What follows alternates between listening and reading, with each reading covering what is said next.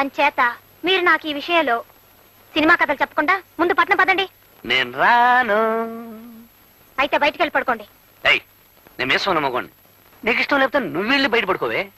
నాకు మీసం లేకపోయినా రోషం ఉంది.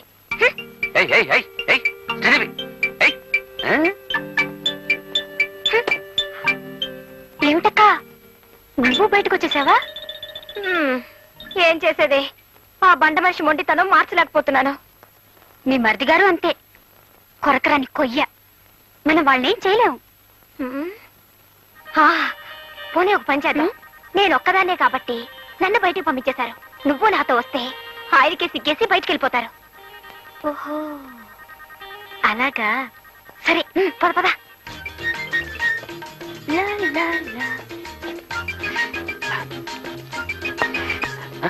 ఏమిటి ఇద్దరు వచ్చారు? లలితకు పీడకలలు వస్తున్నాయట. ఇక్కడే పడుకుంటానంటుంది. మీరు బయటకు వెళ్ళండి.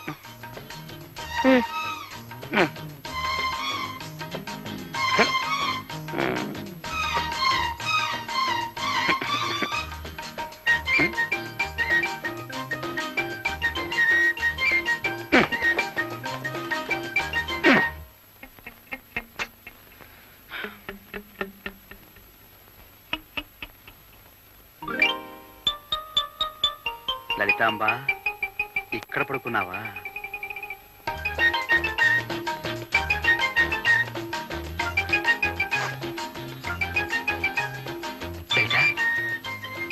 చూడు మరి, ఏమిటి మొండి పడతాలా? అన్నయ్య వదిన చూడు ఎలా సర్దుకుని పడుకున్నారు. నువ్వేమో నీ మొండి పడుతా వదిలిపెట్టావు.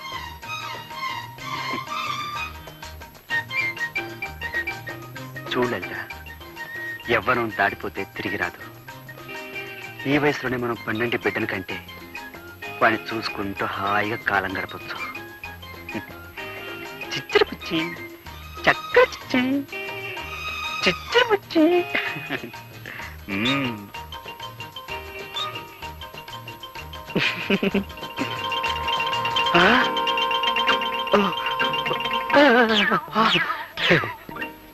ఒరే తమ్ముడు, నువ్వు చాలా కష్టాలు పడిపోతున్నావురా. నువ్వు మాత్రం సుఖపడిపోతావేంటి? నీ అంత కాదనుకో. ఒరే, మన బతుకులు పాండవనవాసం అయిపోయాయిరా. వాళ్ళే నయవరా అన్నయ్య. అరణ్యవాసానికి వెళ్తూ వెళ్తూ భార్యను కూడా వెంట తీసుకుపోయారు. అయితే మనం ఇప్పుడు ఏం చేద్దాంరా?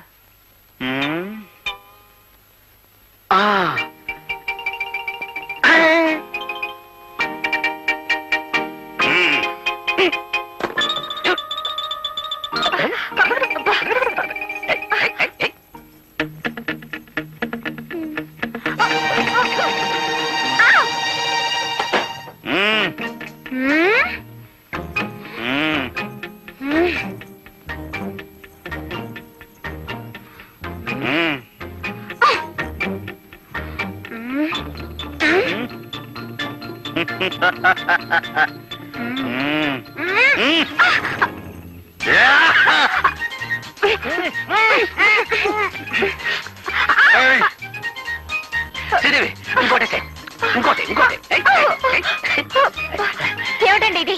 నాకు ఇష్టం లేదని చెప్తున్నానా? నీకు ఇష్టం లేకపోతే నాకు ఇష్టమే. అంటే నన్ను రేప్ చేద్దాం అనుకుంటున్నారా? అంటే రేప్ అంటే బలాత్కారం చేయడం అని అర్థం. అదే చేస్తాను.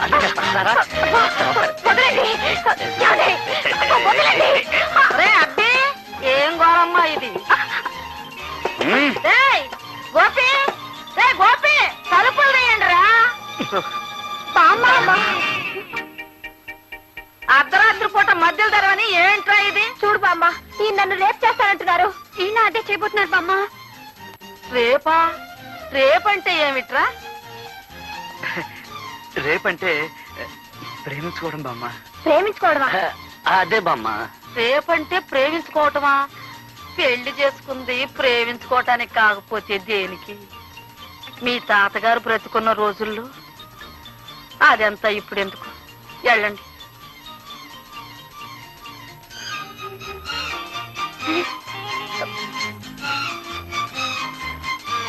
ఆగండి.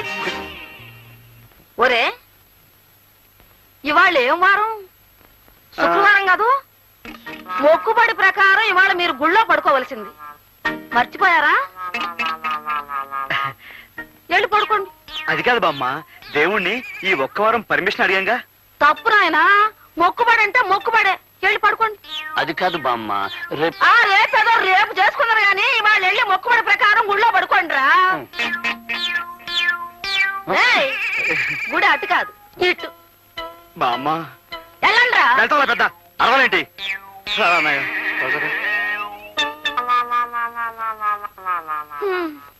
వీళ్ళకన్నీ వాళ్ళ తాత పోలికలే వచ్చాయి. అబ్బా,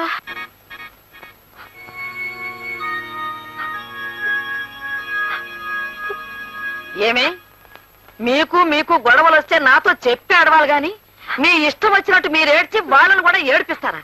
మీకు వినిపించాలని గట్టిగా ఏడ్చాను బామ్మగారు. మా ఏడుపు వినపడకుండా పాడు జీవితం యవ్వను 3 నాళ్ళు ముచ్చట అని ఆ రికార్డు పెట్టేసేవారు బామ్మ.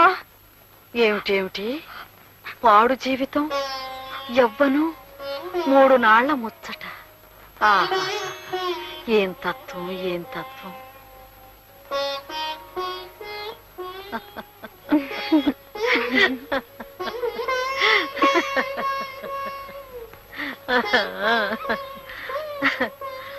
పిచ్చి పిల్లలారా, ఒక్క సంగతి చెబుతాను, వింటారా అమ్మా? మీరు పట్నం వెళ్ళి అక్కడ గొప్పగా బ్రతకాలనుకుంటున్నారే కాని నిజానికి పెళ్ళైన పిల్లలుగా మీ జీవితాల్లో ఎన్ని గొప్ప సంఘటనలు ఉన్నాయో తెలుసా? నెల తప్పిందని తెలిసి నిలువెల్లా పులకించి మాటే కరువవుతుందట ఇల్లాలికి. తన కడుపే పండనని మగడికి తెలిపే వేళ సిక్కేతో గర్వమంత మదనాలికి. సీమంతపు వేడుకలో ముత్తైదుల దీవెనతో మక్కువ రెండింతలోను చూలాలికి. పురిటి నొప్పులను గడచి కేరింతలు విన్న వేళ జన్మ తరించేననిపించును పురిటాలికి. పట్నం గొప్పది కావచ్చు, కానీ అంతకంటే గొప్పది మీ జీవితం. ఒక్కసారి ఆలోచించండి.